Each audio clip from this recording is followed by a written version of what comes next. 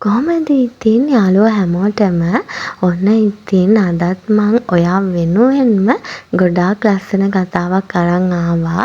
ඉතින් මේ කතාව කියවලා ඔයාගේ ආදරණීය කමෙන්ට් එකත් පහලින් කියාගෙන යන්න අමතක කරන්න එපා. එහෙනම් ඉතින් අපි ඉක්මනටම යමු කතාවට. ඕක නවත්තපන්. මං ආයෙත් නොකියුවයි කියන්න එපා.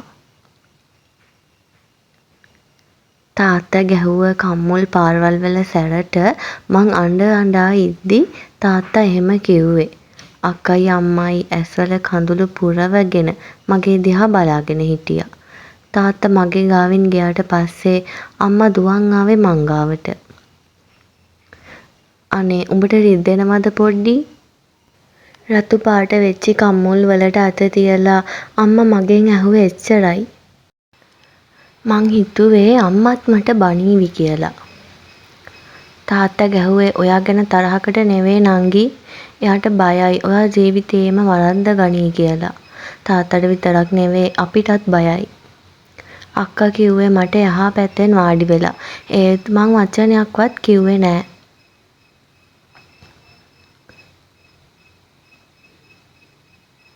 ඔය සම්බන්ධේ නවත්තපන් රත්තරනේ. අම්මගේ කටහඬ හොඳටම බිඳිලා. අනේ මොකද්ද මම මේ කරේ මට හිතා ගන්න බෑ මොනා කරන්නද කියලාවත්. අද කාලේ කොහොමද නංගි මිනිස්සෙක්ව විශ්වාස කරන්නේ? අක්කා එහෙම කිව්වේ ලොකු හුස්මක් පහළට දාලා. එයාට එයාගේ ජීවිතේ වෙච්ච හැම දෙයක්ම මතක් වෙන්නේ නැති. අක්කට වෙච්ච දේවල් එක්ක අක්කා කවදාවත් පිරිමියෙක්ව විශ්වාස කරන්නේ නෑ කියලා මන් දන්නවා. අක්කට දැන් වයස 30ක්. එයා කවදාවත් කසාදයක් ගැන හිතන්නේ නෑ කියලායි තියෙන්නේ. එක අතකට එයාට වෙච්ච දේවල් එක්ක එයා එහෙම හිතන එකත් සාධාරණයි. අක්කා මීට අවුරුදු 4කට විතර කලින් කොල්ලෙක් එක්ක යාළු වෙලා හිටියා. අවුරුදු ගාණක් ඒ දෙන්න යාළු වෙලා හිටියේ ගෙවල් වලත් කැමැත්ත මත. ඒත් අන්තිම මොහොතේ අක්කගේ කොල්ලා වෙනස් වුණා. අන්තිමට වෙඩින් එකට සතියක් තියලා එයා කවුදෝ වෙන කෙල්ලෙක් එක්ක රට ගිහින් තිබ්බා. මට තාමත් මතකයි අක්කා ඒ දවස්වල අඬපු හැටි. අක්කට පිස්සු හැදුනේ නැති ටික විතරයි. මීග්‍රේන් හැදිලා අක්කව ඉස්පිරිතාලෙත් නවත්තලා හිටියා. අපි හැමෝම ඒ කාලේ පුදුම විදිහට අක්කා ගැන දුක් වුණා. අක්කට හිත හදාගන්න ලොකු කාලයක් ගියා. දැන් තමයි අක්කා යන්තම් hina වෙලා ඉන්නේ. එයා කවදාවත් කසාද බඳින්නේ නෑ කියලා තීරණය කරා. අම්මලා අක්කාගේ තීරණයට විරුද්ධ නොවුනත් ඇත්තටම අක්කා තනියම ඉන්න එක ගැන අම්මලා ගොඩාක් දුක් වුණා. අක්කා දැන් ඔෆිස් එකක වැඩ කරනවා. අක්කා කවදාවත් බඳින්නේ නැති වෙයි. ඒත් මට නම් අක්කා වගේ තනියම ඉන්න බැරි වේවි. මට සහස්ව ඕනේ අම්මේ. හෙමින් සැරේ මං අම්මට කිව්වේ එහෙම. ඌ බැඳලා දික්කසාද වෙච්ච මිනිහෙක් පොඩ්ඩි. උඹ කොහොමද ඌ එක්ක පවුල් කන්නේ? අම්මා සද්දෙට කතා කරද්දි මං කරේ අඬපු එක විතරයි. ඔව් එයා බැඳපු කෙනෙක්. පස්සේ දික්කසාද වෙච්චි. සහස්ගේ වයිෆ්ට වෙන කෙනෙක් එක්ක සම්බන්ධයක් තිබිලා සහස්ගේ අත්තටම අහුවෙලා. දෙතුන් වතාවක්ම සමාව දුන්නත් සහස්ගේ වයිෆ් ඒ වැරැද්දම ආයෙ කරලා. ඉතින් කොහොමද ඒ දෙන්න එකට ජීවත් වෙන්නේ? ඒකයි දෙන්නගෙම කැමැත්තෙන් ඩිවෝස් වෙලා තියෙන්නේ. සහස් ලොකු කාලයක් තනියම ඉඳලා. ඔය කාලෙදි තමයි මං බැංකුවේ වැඩට යන්නේ. එතනදි තමයි මට සහස්ව මුණ ගැහෙන්නේ. මුලදී නම් අපි එක වචනයක්වත් කතා කරේ නෑ. ඒත් ටික කාලයක් යද්දී අපි දෙන්න හොඳම යාළුවෝ වුණා. එයාගේ ජීවිතේ හැම දෙයක්ම කියන්න තරම් අපේ යාළුකම ගොඩාක් දුර ගියා. සහස් ඇත්තටම මට ආදරය කරනවා. මං ඒක අදටත් විශ්වාස කරනවා. ඒ නිසාම වෙන්න ඇති එයා අද අපේ ගෙදරට ආවේ. එයා අපි ගැන හැම දෙයක්ම හංගන්නේ නැතුව අපේ අම්මලාට කිව්වා. ඒත් අම්මලා අපේ සම්බන්ධයට විරුද්ධ වුණේ සහස් ඩිවෝස් වෙච්ච කෙනෙක් හින්දා. මං කොහොමද හිත හදාගන්නේ? මං කොහොමද එයාව අතාරින්නේ? මං එයාට ඇත්තටම ආදරෙයි. ඇයි මැනික මට ඔයාව කලින් හම්බ වුණේ නැත්තේ? එදා රෑ සහස් කෝල් එකක් අරන් එහෙම කියද්දී අනේ මගේ පපුව පිච්චිලා ගියා. ඔයාගේ අම්මලා වැරදි නෑ. මොන අම්මද කැමති දික්කසාද වෙච්ච මිනිහෙක්ට තමන්ගේ දුවව දෙන්න.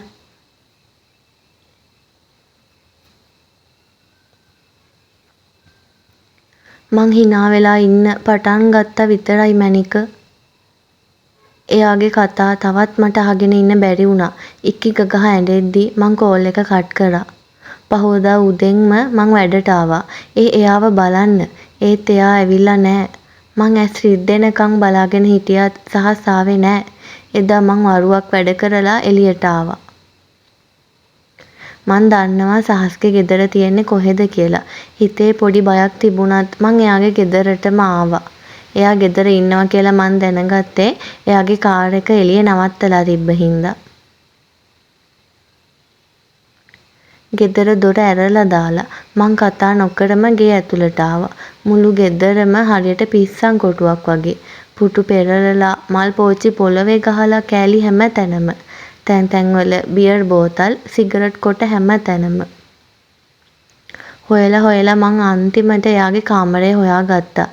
ඊයේ අපේ ගෙදර එද්දි ඇඳගෙන ආව ඇඳුම් පිටින්ම එයා ඇඳක් උඩ වැටිලා හිටියා. මට දැනුනේ පුදුම දුකක්.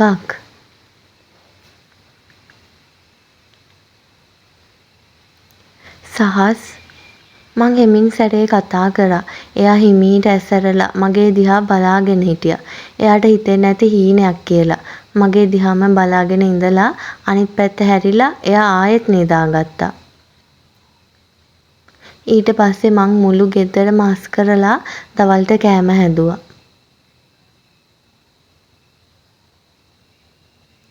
නේහා පිඟන් ටික සෝද ඉද්දි මගේ පිටිපස්සෙන් ඇහුණේ එයාගේ කටහඬ. මං එයා දිහා බැලුවා.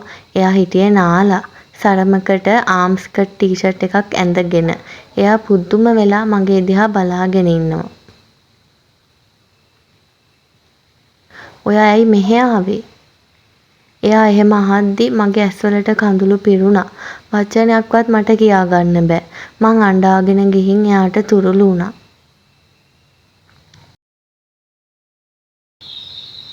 අපි බඳිමු අඬාම මං එහෙම කිව්වා. ඔයා ඇත්තටම දොය කියන්නේ නේහා? එයා එහෙම අහද්දි මං ඔව් කියන්න ඔළුව වැනුවා.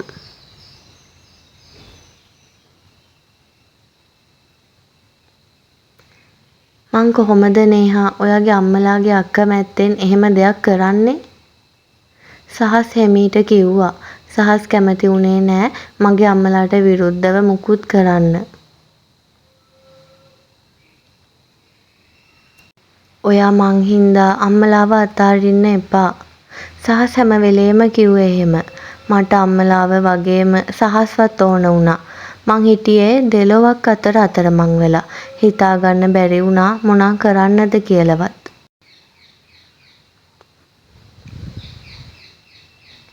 මං ආයෙත් ඔයාගේ අම්මලාට කතා කරන්නම් නේහා.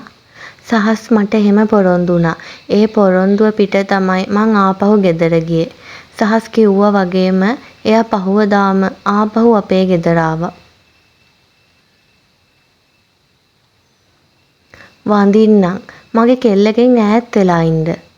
සහස්ව දැක්කා විතරයි තාත්තා ඒ ටික කිව්වා. සහස් කර කියාගන්න දෙයක් නැතුව ඔහේ බලාගෙන ඉන්නවා මං දැක්කා. එක විනාඩියක් මං කියන දේ අහන්න තාත්තේ. සහස් එහෙම කියද්දි තාත්තා වචනයක්වත් කිව්වේ නෑ. කාමරේ ජනේලේ ගාවට වෙලා මම මේ හැම දෙයක්ම බලාගෙන හිටියේ ඇස්වල කඳුළු පුරවගෙන.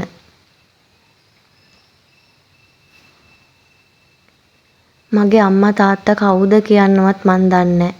මං හැදුනේ මගේ අත්තම්මත් එක්ක. අත්තම්මා මට පොඩි කාලේ ඉඳන්ම කිව්වේ එක දෙයයි. හොඳට ඉගෙනගෙන මේ නරා වලෙන් ගොඩ වරෙන් කියලා විතරයි. අත්තම්මා කිව්වා වගේම මං ඒක කරා. ඒත් මං දිනද්දි මගේ අත්තම්මා මගේ ගාව නෑ. මං මහා හුඟක් ආදරේ හොයපු මිනිස්සෙක්. මොකද මගේ ජීවිතේ මට බැඳීමක් කියන දේ හුඟක් වටිනවා. එතනම තමයි මට වැරදුනෙත්. මං කිසිම හැවිල්ලක් බැලිල්ලක් නැතුව කෙනෙක්ව කසාද බැන්දා. එයා මාව බල්ලෙක් ගානට දාලා මාව අතෑරියා. මැරෙනකම්ම තනියම ඉන්නම් කියලා හිතුවට ඒක හරි අමාරු වැඩක් තාත්තේ. බැඳීමක තියෙන වටිනාකම මං තරම් වෙන කවුරුත් දන්නේ නැතුව ඇති. මං නේහට ආදරෙයි. මට එයාව දෙන්න. මට තනියම මැරිලා යන්න බෑ තාත්තේ. මං මැරෙද්දී මගේ නේහා මගේ ගාව ඉන්නම ඕනේ. අන්තිම මොහොතෙත් මට සතුටු වෙන්න පුළුවන් අනිත් මිනිසුන්ට වගේම මටත් ආදරය කරපු කෙනෙක් හිටියානේ කියලා. මං අතින් කටත් වහගෙන ඉකි ගගා ඇඬුවේ සහස්ගේ ඒ වචනවලට. මෙච්චර හැඟීම් ගොඩක් එයාගේ හිතේ හිර කරන් ඉඳලයි තියෙන්නේ. තවත් මුකුත්ම නොකිය සහස් ආපහු යද්දි මං දැක්කා තාත්තා කාටත් හොරෙන් එයාගේ ඇස්වල කඳුළු පිහ දාපු හැටි. දවස් කිහිපයක් ගත වුණා. මේ අතරේ තමයි අපේ ගෙදරට අයිතිවාසිකම් කියාගෙන අපේ බාප්පා ආවේ. බාප්පට හැම දෙම නැති වෙලා තිබ්බා. එයා කලින් හිටපු ගෙදර පවා උකස් කරලයි තිබ්බේ. කොහොමත් මහ ගෙදර අයිති වෙන්න ඕනේ ගෙදර බාලයටනේ. ඒත් බාප්පා කැමති වෙලා නෑ මහ ගෙදර ජීවත් වෙන්න. ඒ හින්දා බාප්පා කසාද බැඳලා වෙනම ගෙයක් හදාගෙන පදිංචියට ගියා. ඒත් දැන් හැම දෙම නැති වෙන්න යද්දී බාප්පා අපේ තාත්තට කරදර කරේ මහ ගෙදර යාට දෙන්න කියලා. මහ ගෙදර බාප්පටම දෙන්න තාත්තේ මගේ ගෙදර ඕන තරම් ඉඩ තියෙනවා ඔයාලා හැමෝටම. මේ ප්‍රශ්නේ ගැන දැනගත්තට පස්සේ සහස් කෙලින්ම ඇවිත් අපේ තාත්තට කතා කරා. තාත්තා එදා වචනයක්වත් කතා කරේ නෑ. මට පුදුමත් හිතුණා. පහුවදාම සහස් අපේ ගෙදර ආවේ අපිව එක්කන් යන්න. මං දැනන් හිටියේ නෑ අම්මලා එහෙම යන්න කැමතිද කියලාවත්. අපිට සමා වෙන්න පුතා. තාත්තා සහස්ගේ අත් දෙකම අල්ලගෙන කියද්දි මගේ ඇස්වල විතරක් නෙවෙයි හැමෝගෙම ඇස්වල කඳුළු. මං හිතුවේ අම්මලා කවදාවත් සහස්ට කැමති වෙන්නේ නැති වෙයි කියලා. ඒත් ඉතින් හැමදේම වෙන්නේ හොඳටයි කියනවනේ. අන්තිමට අපි හැමෝම සහස්ගේ ගෙදරට ආවා. සහස් එයාගේ මහන්සියෙන් හදාගත්තු ගේ දැකලා තාත්තා ගොඩාක් සතුටු වුණා. ඉතින් මගේ අම්මලාගේ ආශිර්වාදෙත් මැද සහස් මාව කසාද බැන්දේ හරි ලස්සන වෙඩින් එකකුත් අරගෙන. එදා ඉඳන් අපි ජීවත් වුණේ හරි ලස්සන පවුලක් විදිහට. මගේ අම්මවයි තාත්තවයි සහස් කිසිම වෙනසක් නොකර හරි ආදරෙන් බලාගත්තා. අක්කා අවුරුද්දක් විතර ඉඳලා රට ගියේ එයාට එයාගෙම කියලා ජීවිතයක් පටන් ගන්න ඕනේ හින්දා.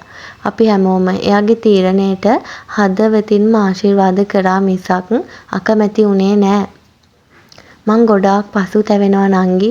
ඇත්තටම පිරිමි හැමෝම එක වගේ නෑ. සහස්ලා වගේ හොඳ පිරිමිත් ඉන්නවා. මටත් කවදා හරි හොඳ ආදරයක් ලැබුණොත් මං ඒ ආදරේ කවදාවත් මගහැර ගන්නෑ. අක්කා රට යන්න කලින් මට කිව්වේ එහෙම.